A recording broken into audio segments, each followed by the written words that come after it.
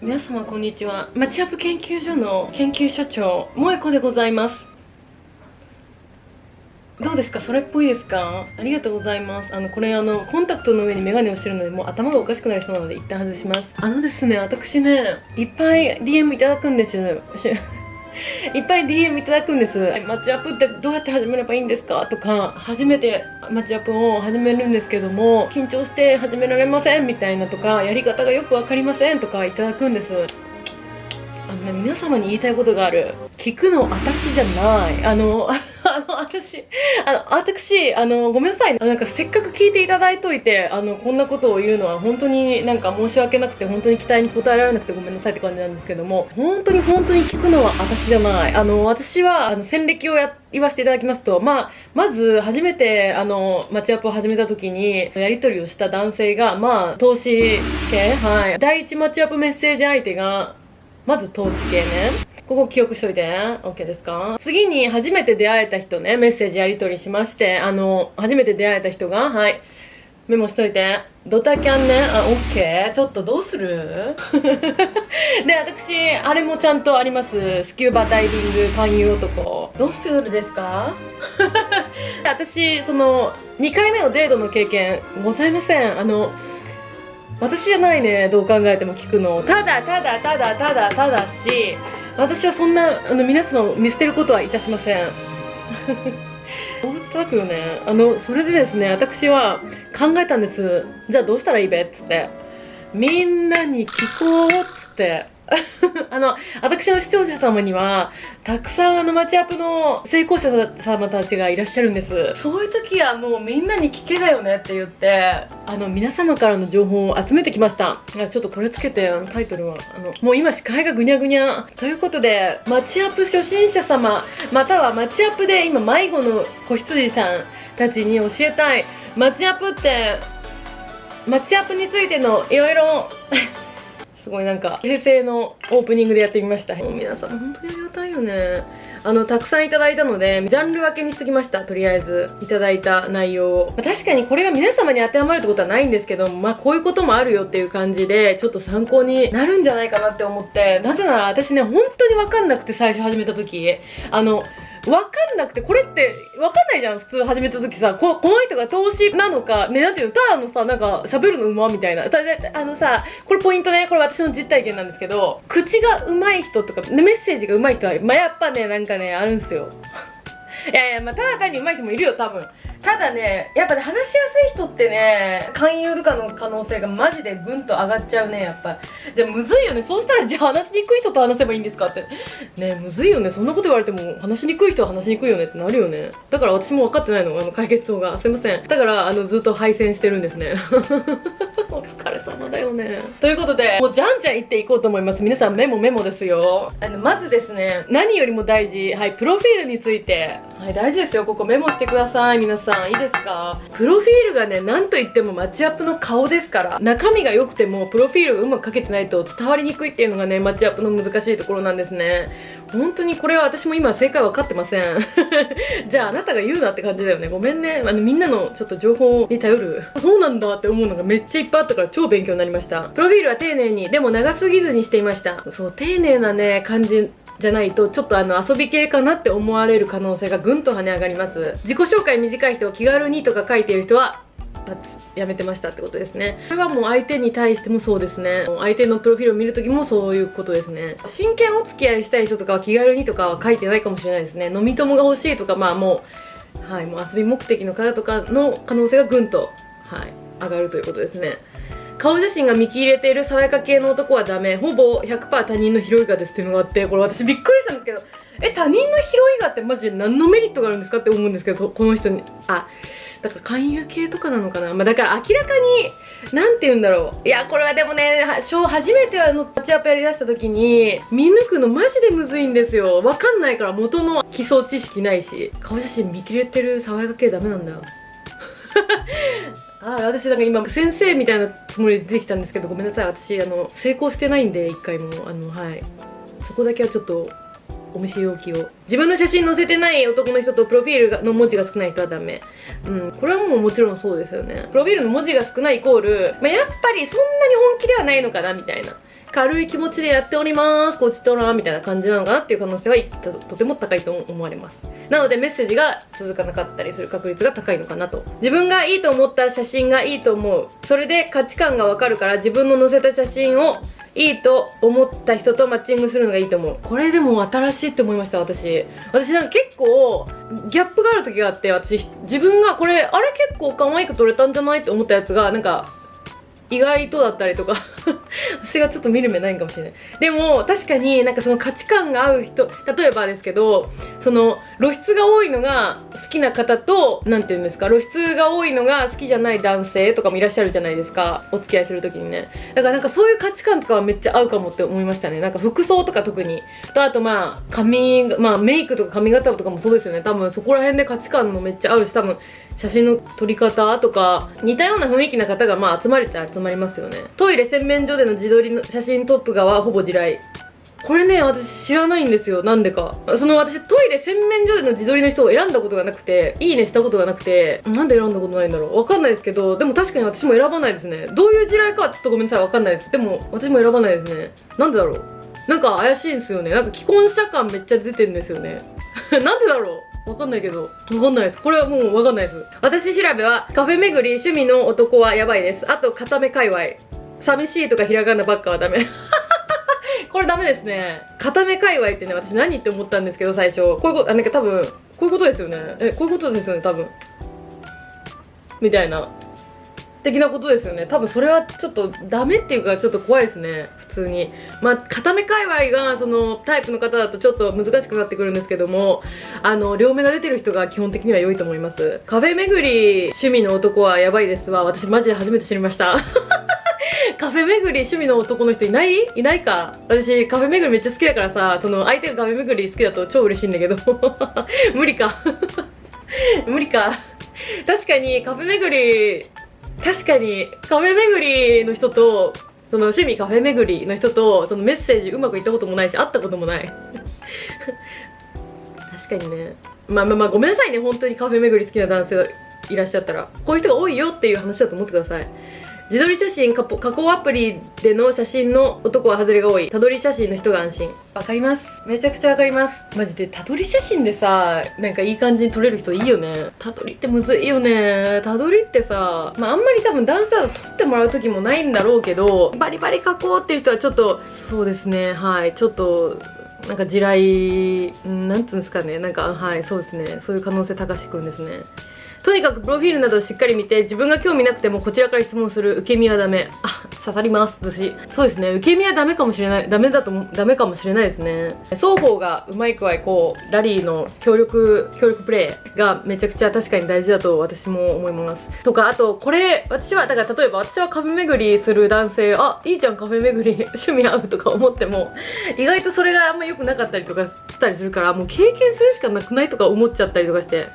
まあでもその前にこういう情報があれば、ちょっとなんか変なことになる前に防げるのかなという。プロフィール文5行未満の男、いいね100以上はダメ。これめっちゃ有益じゃない？マジで、いいね100以上はダメ。100以上ってすごいから、すごいよね。だって100以上だからね。普通にやってて100以上って多分相当かっこいい人とか、相当雰囲気ある人とか、めっちゃ長くやってる人とかな気がする。100以上ってそうじゃない多分。どうだったっけ。なんか多分そうだと思う。まあ多分アプリにもよるんだけど、多分いいねの軽さが違うんで。自分のプロフィール文は長めで、露出してる服の写真は載せない。これ大事ですね。これ私分からなくて、あんまり最初やってた時はそれを知らなかったので、まあ露出多めとかではないですけど、あんまりその体のラインが分かる写真もちょっとやめた方がいいですね。なんかそういうヤリモクムシみたいな、はい、虫がプンプンしちゃったりするんでねえ、失礼だよね、ヤリモクにね。ヤリモクには失礼でもいいかね。好きなタイプの欄で精神的に自立している女性や料理の得意な女性って書いてる男はダメ。これ私そうなんだと思って、料理の得意な女性はちょっとうってなりますけど、精神的に確かにちょっと書き方が怖いよな。なんかこれもちょっと似えますよね。ありがとうとごめんなさいが言える人がいいです。わざわざ書いてる人もらえしそうで怖い。私もこういう人にいいねしたことはないかもです。ちょっとなんだろう、なんて言うんだろうね。こういうのもですね、マッチして返事しないやつは意味わからんとか、返事来ない人は消しますとか書いてる人はモラカン。いや、それさ、これさ、いちいち書く人何なんだろうね。なんかもう超主張したいのかな。そういう人ばっかりだったんかな。だとしても別にプロフィールに書かんでもってなりますよね。こちらとしてはちょっと怖ってなりますよね。何ってなりますよね。なんか最初から怒ってる人みたいなどうしたってなりますよね。はい。そうですね。そういう人はちょっと怖いですね。写真なら斜め45度の顔写真、鏡越しに撮ってる男がダメってことですね。斜め45度のこういう感じかな。まあでもさ、片目男、キサロ男とかに通ずるものがありますね。これは多分、そういうことですね。多分なんか、ちょっとナルシスト感がプンプンしてるってことですよね。多分鏡越しなんであえて鏡越しだからトイレの鏡とかですね。だからこういうあんまりにもやっぱナルシスト的だとなかなかですよね。なかなか難しくなってきますね。名前が適当な人は中身も適当。これめちゃくちゃそうかも。なんか名前があとかの人とかなんかいるんですよ、稀に。あんま確かになんかなんか遊びでやってんだろうなって感じの人が多いですね、やっぱ。いいねめっちゃある人は大体いいね稼ぎ。これね、私ね、マジでいつでもわかんないんだけど、いいね稼ぎしてどうすんのっていう話があるんですよ。これ何これ。何のためにしてるあと、なんかずっといる方あれは何そんなにずっといて、しかもランキングとかに入ってるの。それなんかいつもなんか上位とかにずっといらっしゃって、ずっといつ開いてもいらっしゃる方。何目的本当に。何あれ何なんかそういうあるんですか？なんかワンピースのマチアポーみたいなのがあるんですかね。なんかそれを狙ってるのかわかんないんですけど、その恋人を見つけるのが最終目的ではない感じは確かにひしひし伝わってくる。ゴールあれ何って私はいつも思います。だからこのいいね稼ぎする必要性もちょっとわかんないんですよね。だから多分上のなんかそのいいねがいっぱいあることによって素敵な女性がなんかあらこの人いいね多いわっつって来る可能性が高まるとかってことなのですかね。ちょっとそこで選ばないと思いますけどね、女性。逆はあるかもですね。いいねが多い女性に男性が結構来る可能性は高いかもしれないですね。いいねの数3桁はよろしくない。2桁、過去50より下ぐらいを狙いましょう。これマジで有益ですよ。メモ。いや、必ずしもじゃないですけど、必ずしもじゃない。タイプの方とかがね、その全然50より上とかでも全然、なんか、行ってみるの、全然もう挑戦してみてくださいって感じなんですけど、リアルよね、リアル。プロフィール600文字写真10枚超のガチプロフにしてから変な人は来ない気がしてます。気合い。でもこれマジクソかも。ガチ勢よね。ガチ勢が来てくれるって感じですよね、本当に。600ってでもすごくないですか？ 600 って文字制限いけるんですか？いけるか ?1000 ぐらいか。写真10枚超はマジ大切かもしんないですね。でも10枚もあれってそれ10枚はあれですかね、自分の顔を全部載せ待って、私がさ質問して意味ないじゃんみたいな。私教える側じゃねえのかよっつって。ごめんなさい、教える側ではないです、本当に配線者なんで私プロフ画が筋肉見せてる写真の男はダメなんですかね。そこなんだみたいな売りちょっとむずいですね。なんでダメかはちょっとわかんないんですけど、そうですね、筋肉をめちゃくちゃこうダメっすね。いい理由がないですね。ちょっとそうですね、はい真剣な場合はちょっととかだとなんかやっぱりおーってなっちゃいますね。はい。漏れてる写真とありのままの写真をどっちも載せる。アプリ内でいいなと思わせるのと会ってから写真と違ったなってならないように。これマジリアルですよね。本当に。これありのままの写真ってでもどこまでっていうのもありません？私マジでありのまま、これでも自分判断むずいね。マジで一番いいのは友達判断に任せるのありですね。写真を。これとこれで OK かみたいに友達に聞くのマジでありだと思いますね。自分ってマジで自分の顔わかんなくないですか？なんかもう客観的に見れなくないですかっていう。でですね、次メッセージに入ります。言動とかね、そのメッセージの中でのやり取りで注意しといた方がいいこととか、そういうことなんですけども、コツとかなんですけども、これもとても大事でございますよ。マッティングしたからとか言って、そっから気を抜いたら、でございますとか言って、私、何度も言いますが、私はそんなことを言う資格がないんですけど、みんなの知識が本当にすごいかなとか言って空気を練ってます。会う前にメッセージでやり取りしすぎると会った時に話すことがないっていう方と、あとこれねむずいんですよ。これ系あまり会話しすぎない、メッセージでやり取りしすぎて会った時の会話がゼロになりますっていうパターンの方と、逆に結構長めにメッセージをするっていう方もねいらっしゃったんですよ。 1,2 ヶ月メッセージしてから会ったら良かったっていう方もいらっしゃって、これはねマジでむずいですね。でも結構多かったのがやっぱりメッセージしすぎると会った時に話すことがなくなるのは結構聞きますね。メッセージの文章で違和感を持つ人は避けてました。こういうをこういうと書いてあり、そうなんですね、そうなんですねなど、これはちょっと結構リアルですね。これめちゃくちゃ確かにです本当にこれマジで結構大事かもしれないですね。こういうのって結構その礼儀にも通ずるというか、人をどれぐらい大切にするのかというところにもつながってきたりなんてしたりとかして、言葉をね大切にする方ってね結構あったりしますね、やっぱりね。メッセージつまんなくても話せば楽しい人がいるから気になったら会った方がいい。そう、こっちパターンもあるんですよね。メッセージだけで諦めるようなパターンもあるんですよ。明らかメッセージでこういうなんかおかしいじゃんみたいな人はちょっとさよなら言い出して会ってみるでもいいのかなっていう。でもこういうの多いですね。メッセージで早々にタメ口にしてくる人、タメ口を提案してくる人はあまり真面目じゃないですとか、メッセージの段階で確認もせずにタメ口にしてくる人は距離感おかしくて遊び目的な印象です。距離が最初から近いのはなし、タメ口とかちゃん付けとか、そう、ここら辺をチェックして、でもそれですごい話もこう変な感じじゃなかったら会ってみるっていうのはありなのかもしれないですね。でこれメッセージのコツですね。メッセージは共通の趣味を探してそれについてひたすら明るく話す。だからもうプロフィールをめちゃくちゃ確認しといて、共通の趣味あればね本当にいいんですよね。一番ずっと話せますからね、何でも。これ注意系ですね。アプリ更新しないから LINE 教えてってすぐ言ってくる人は即無視してました。これは即無視ですね。ちょっと意味がわかんないんで、アプリ見ないからみたいな人がいるんですよ。勧誘が多いんじゃないかなこれって。多分すぐ会おうっていうやつ、一言しか返さないやつ、質問返ししてこないやつ、過去話が盛り上がらないはやめといた方がいいってことですね。これはねそうですね、会ってもちょっとむずいですね。なかなか疑問系送ってくれない人はやめた方がいいとかね。そうですね、うまい具合ラリーが続く雰囲気があればやっぱりって思いますけどね。会う前に必ず電話で会話のテンポが合うか確かめる。合わない人は何もかも合わないから。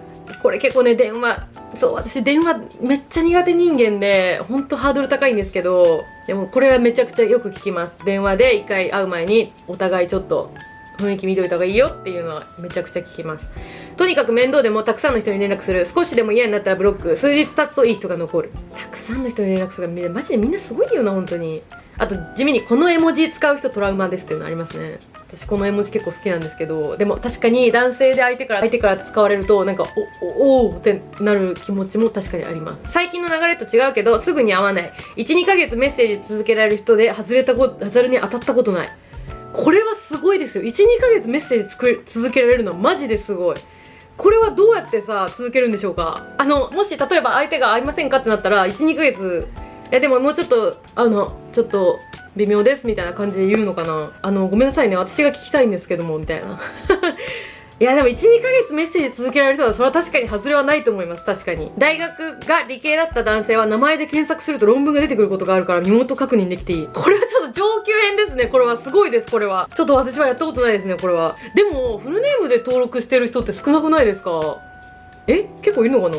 フルネーム聞くのかな一回。いやすごいですね。これ上級編ですね。なんか友達とかもやってた気がするなそれ。プロフに1週間メッセージ電話してから会いたいですとちゃんと書く。ちゃんとプロフィールを読んでいるかどうかを見て会うかどうかを判断していました。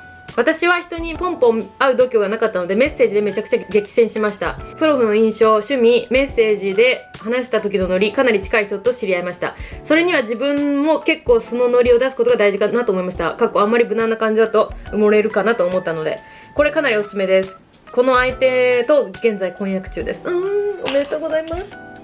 素敵。素のノリを出すことが大事か。いやめっちゃ大事ですよね。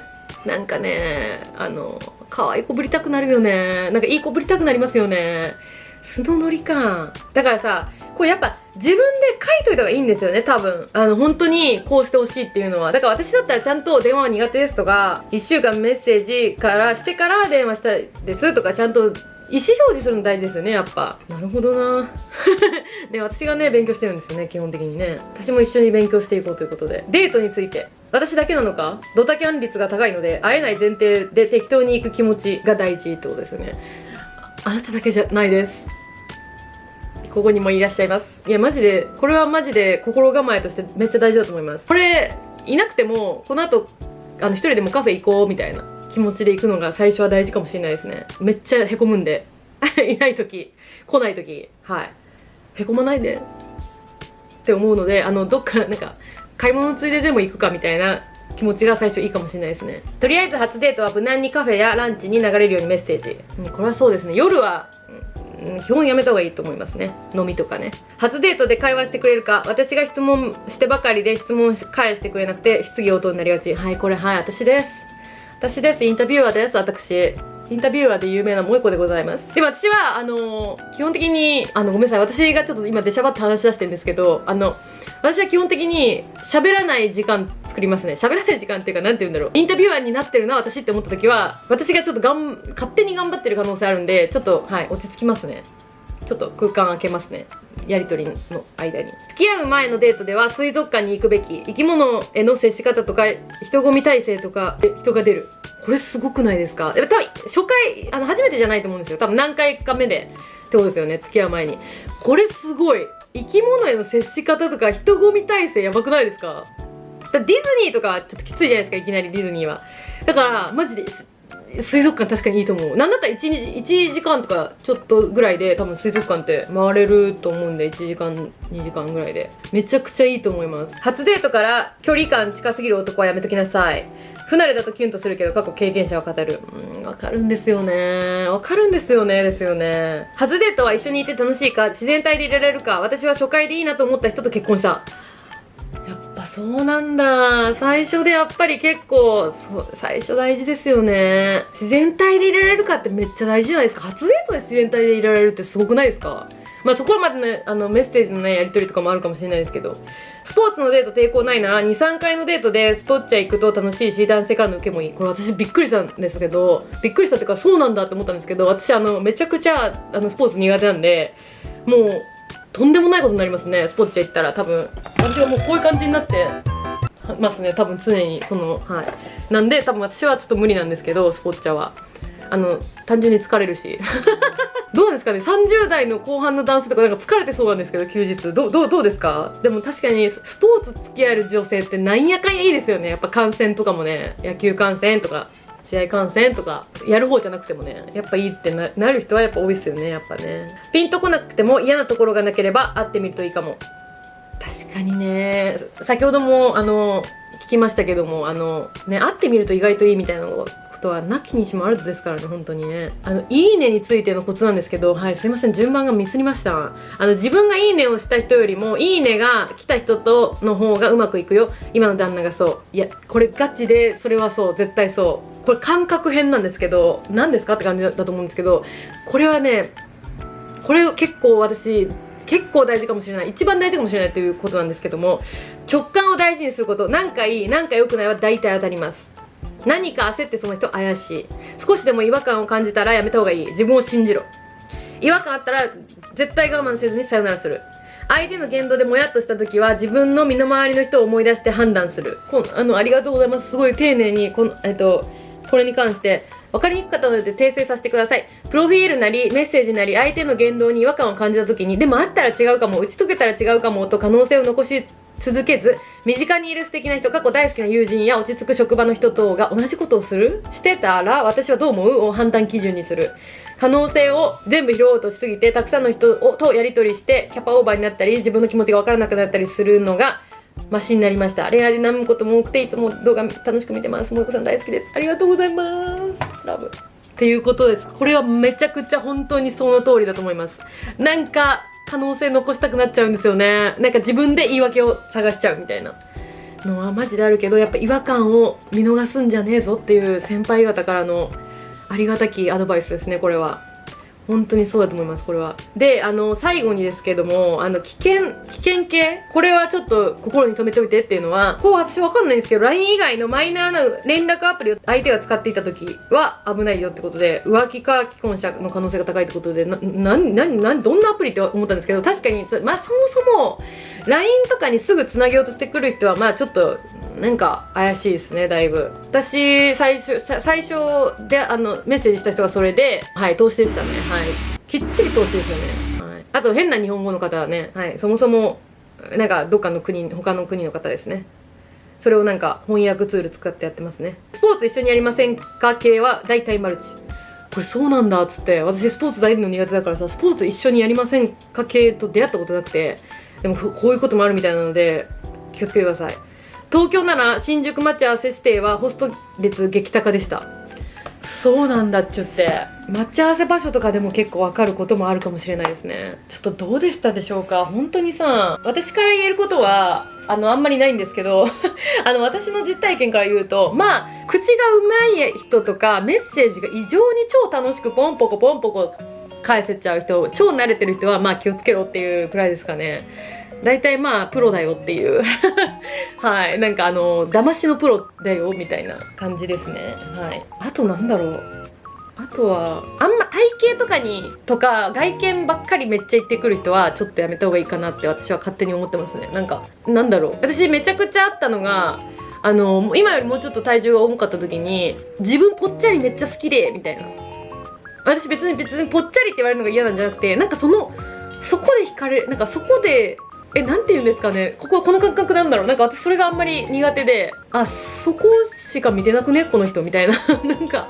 みたいのはめちゃくちゃありましたね。年上好きでっていうのもめちゃくちゃ苦手ですね。はい。何それみたいな、そこで探すのみたいな、なんかわかんないですけど、なんかよくわかんないです。なんかそうなんかさ、多分男性も嫌じゃないですか。なんか普通に私年収高い人が好きでみたいな言ってくる人嫌じゃないですか。わかんないですけど、なんかそういうなんかどっかでなんかそうあんまりそのピンポイントにあんまどうなんですかね、わかんないですけど、私の場合はちょっとあんまりなんかはいって感じでしたね。思ってくださってるのはいいんですけど、なんか別に言わなくても大丈夫ですよって私は思う。あんまそうですね、そういう系の方とあんまなんか会ったことはないですね。まあちょっと私が言ってもって感じなんですけど、本当に初めて始められる方とか、なんかあんまうまくいってないなって方のちょっと参考にでもなればとても嬉しいでございますですけども、私もかなり勉強になったのでちょっとでも役に立ってれば嬉しいでございます。で本当皆様ね、本当にいつもありがとうございます。素敵な有益な情報をめちゃくちゃありがたいでございます。もう誰かの役に立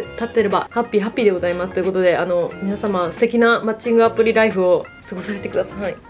ということで今回見てくださってありがとうございました。また次の動画でお会いしましょう。それではマッチングアプリ協会なんだったっけ、マッチングアプリ研究所のもう一個でございました。やばい、視界がもうぐにゃぐにゃよ。ありがとうございました。